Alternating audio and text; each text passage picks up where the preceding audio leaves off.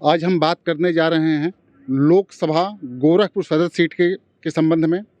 यह सीट यदि हम देखें लगभग 3 दशक में या 2018 के उपचुनाव को छोड़ दिया जाए तो लगभग 3 दशक से अधिक समय से 1989 से ये मंदिर के प्रभाव में रही है।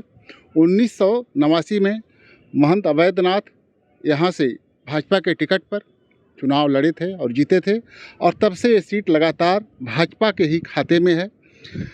2017 में जब योगी आदित्यनाथ मुख्यमंत्री बने तो 2018 में उपचुनाव हुआ।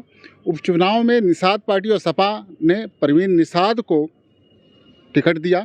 परवीन निषाद भाजपा के उपेंद्र शुक्ला को लगभग 22,000 वोट से हरा दिए थे और उसके बाद भाजपा ने जहां परवीन निषाद को भाजपा में ही शामिल कर लिया, अपने ही टिकट पर संत कबीर नगर से चुनाव लड़वाया।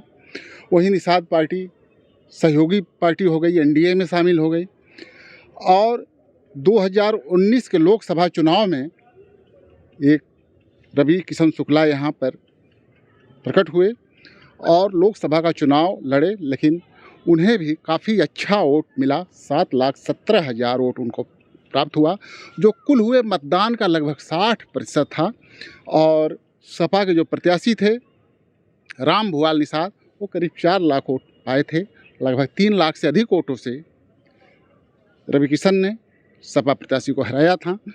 और यदि हम 2014 की बात करें तो 2014 में योगी आदित्यनाथ यहाँ से सांसद बने थे।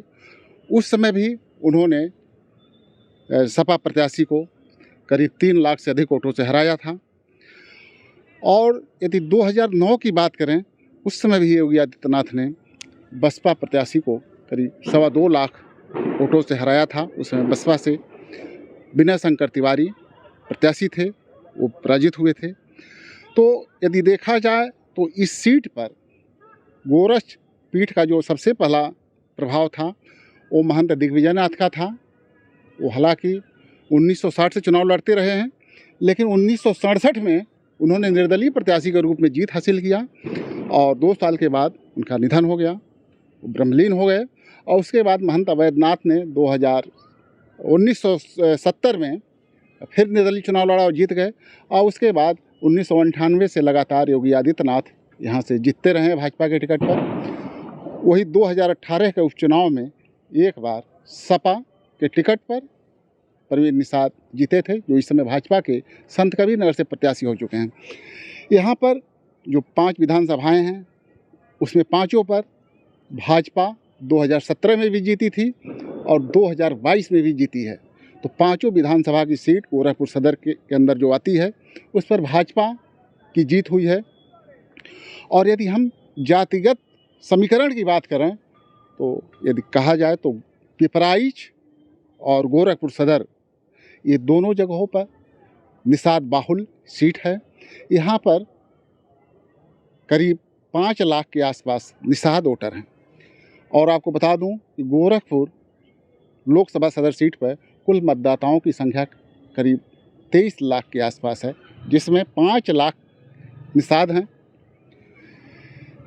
3 लाख के आसपास दलित हैं, 2 लाख ब्राह्मण हैं, 2 लाख यादव हैं, 1.5 लाख राजपूत हैं, 1 लाख भूमिहार हैं और 1.5 लाख कायस्थ हैं। इसके अलावा अन्य जातियों के भी मतदाता हैं। तो इस हिसाब से देखा जाए तो निषाद वोट जो है एक तरह से निर्णायक रहा है। और 2018 के चुनाव का जो रिजल्ट रहा है उसी की पुनरावृत्ति करवाने के लिए सपा ने काजल निषाद को मैदान में उतारा है कि काजल निषाद का वोट पा जाएंगी या यादव का वोट पा जाएंगी और कुछ और वर्गों का वोट मिल जाएगा। क्योंकि कांग्रेस से उनका गठबंधन है तो हो सकता है सपा निकल जाए। लेकिन ये सीट, जैसे मैंने शुरू से बताया कि इस पर गोरक्ष पीठ का ही प्रभाव रहा है। जिस प्रत्याशी को गोरक्ष पीठ का आशीर्वाद मिला वही जीता। रवि किशन की जहाँ तक बात करें, रवि किशन अचानक 2019 में प्रकट हुए थे, लेकिन गोरक्ष पीठ का आशीर्वाद था तो उन्होंने सपा प्रत्याशी राम भुवाल निषाद, वो भी निषाद ही थे, लड़े थे उनको 3 लाख से अधिक वोटों से हरा दिया था।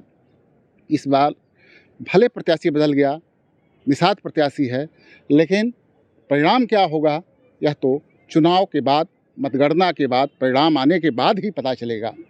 कैमरामैन मुन्ना के साथ डॉक्टर सिंधु कुमार मिश्रा, TV9 गोरखपुर।